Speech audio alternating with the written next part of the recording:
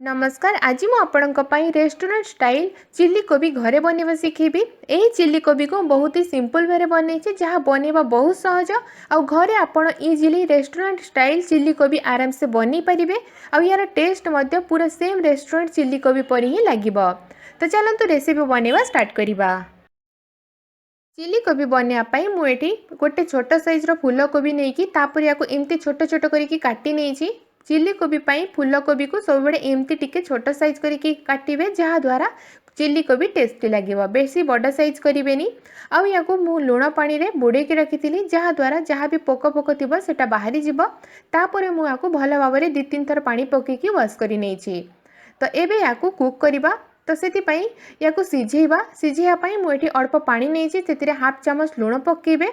तापर पानी को बॉयल हाँपाई छाड़देवे। जमी पानी बॉयल हाँको लगे फूलकोबी को पकेबे। तापर या कवर करी मैक्सिमम 10 मिनिट पर्यंत कुक करवा। आउ फूलकोबी को 80-50% कुक करे ताठू बेसी सिझेबेनी। 50% फूलकोबी को ये कुक करे 10 मिनिट कुक कर सारा पर ये देखु फूलकोबी टिके ट्रांसपेरेंट हवा को लगिलानी। तो ये टिके चेक करी नबा।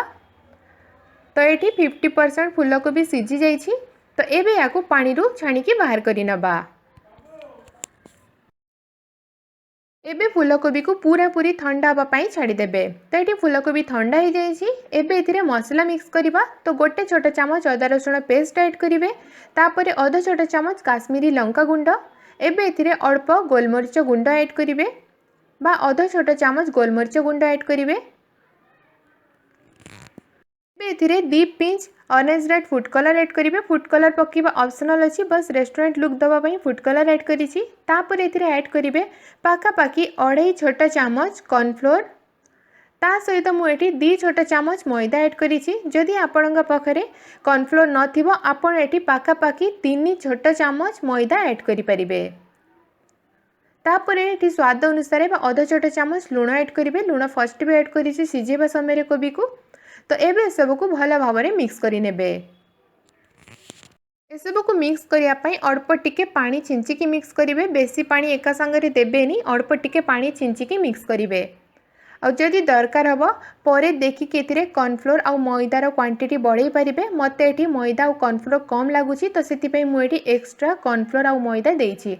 आपण देखिए मिक्स कला समय ए मैदा आउ कॉर्नफ्लोर क्वांटिटी देखिए एडजस्ट करेंगे। तो ऐड कलापर पुणी थे या भल भाव में मिक्स करे।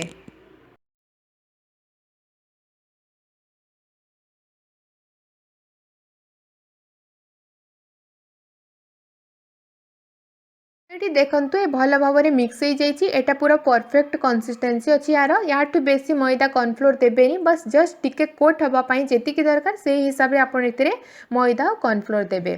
तो ये रेडी हो गला। एबे या फ्राए करवा। तो फ्राए करने मुझे तेल को मीडियम गरम कर नहीं। तेल गरम हो सारापर ए फूलकोबी को ऐड करेंगे। तापर प्रथमे या मीडियम फ्लेम रे कुक करवा जहाँ द्वारा फूलकोबी आउ टिके सिझीज। आउ एका सांगरे बेसी फूलकोबी को ऐड करेनि। जी स्पेस थी से हिसाब से या फ्राए करेंगे। तेबे जाइए भल भाव में फ्राए हम और भल से क्रिस्पी हम। तो प्रथम 50% फूलकोबी ऑलरेडी सिझी सारी। तो या फ्राए होबारे बहुत ही कम समय लगे। तो 2 मिनिट उभय साइड को मीडियम फ्लेम रे कुक कर सारापर गैस फ्लेम को पूरा हाई करेंगे। आउ हाई फ्लेम रे या उभय साइड पूरा क्रिस्पी हवा पर्यंत फ्राए करेंगे। ये भल भाव में फ्राए हो जाए। उभय साइड पूरा भल से क्रिस्पी हो जाए। तो एबे या छाणिकी बाहर करनबा। सेम प्रोसेस रे मुझे सब फूलकोबी को फ्राए करके रेडी कर नहीं। एबे फाइनल प्रोसेस रे चिल्ली कोबी बनवा स्टार्ट करवा। मुझे सेम कढ़ाई नहीं एक्सेस तेल को बाहर करके पाखापाखि 2 बड़ चामच तेल रखी। तेल ये हल्का गरम अच्छी। एबे ये ऐड करेंगे किछि कटा रसुण, किछि कटा अदा, कंचा लंका एसबू को मुझे छोट छोट करके काटी नहीं। सहित कैप्सिकम आउ पियाज को 4 कोणिया शेप्रे काटी नहीं। तो प्रथम ए कंचा लंका, रसुण आउ अदा को ऐड करदेवे। तापर या किछि सेकंड पाई टिके फ्राए करेंगे। चाइनीज डिश रे कटा रसुण जी बेसी परिमाण में देवे टेस्ट बहुत बढ़िया आसीबो। ये फ्राए हो जाइए। एबे ये पियाज और कैप्सिकम ऐड करेंगे।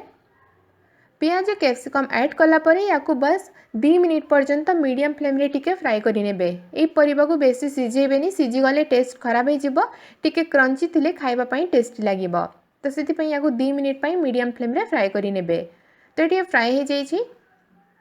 एबे एटी सॉस ऐड करिबा। तो प्रथम एथिरे पाखापाखी 3 बड़ चामच टमाटो केचप ऐड करिवे।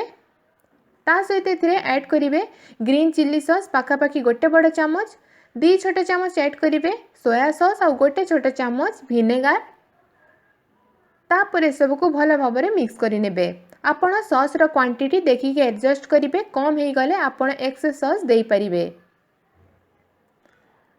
तापर एथिरे ग्रेवी पाई कॉर्नफ्लोर रो मिक्सचर ऐड करिबा। तो सेति पाई मु एठी 1 चामच कॉर्नफ्लोर रे हाफ कप पानी ऐड करिकी याको मिक्स करि नेछि। तो एबे याको एठी ऐड करि नेबे ग्रेवी पाई। आ कॉर्नफ्लोर रो मिक्सचर ऐड कला समय गैस फ्लेम को लो रखिबे, नहेले जल्दी थिक हे जिवो। कॉर्नफ्लोर रो मिक्सचर ऐड कला पर याको भल भाव में मिक्स करि नेबे। एबे एथिरे स्वाद अनुसार लूण ऐड करिवे आ अल्प गोलमरिच गुंड ऐड करिवे। तापर याको भल भाव में मिक्स करि नेबे। ग्रेवी टिके बॉयल हो गले तापर एथिरे फ्राए करके रखिथिबा फूलकोबी को ऐड करिवे आ याको ग्रेवी सहित भल भाव में मिक्स करि नेबे। ग्रेवी सहित फूलकोबी को मैक्सिमम 2 मिनिट पर्यंत मीडियम फ्लेम रे कुक करिवे, जहाँ द्वारा फूलकोबी ग्रेवी सहित भल भाव में कुक हो पारिबो। तो 2 मिनिट पर्यंत मुझे कुक कर नहीं। यार कंसिस्टेंसी यही भाया अच्छी। मुझे गैस को ऑफ कर देवी कहीं ठंडा हो सारा पर ये टिके ड्राए हम। तो से कंसिस्टेंसी रे गैस को ऑफ कर नेबे। फाइनली एटी आमर रेस्टोरेंट स्टाइल चिल्ली कोबी बनिकी रेडी हो गला। ए चिल्ली कोबी ऊपर पूरा क्रिस्पी और भीतर सॉफ्ट और जूसी होता है, जहाँ खाइबा पई बहुत टेस्ट लगी था। और यार टेस्ट पूरा पूरी रेस्टोरेंट स्टाइल चिल्ली कोबी परी लागिबो। तो आपण भी मो प्रोसेस रे अति सहज रे चिल्ली कोबी घरे बनातु। आ केमिति लागुची निज एक्सपीरियंस मो सहित कमेंट करिकी शेयर करंतु। धन्यवाद।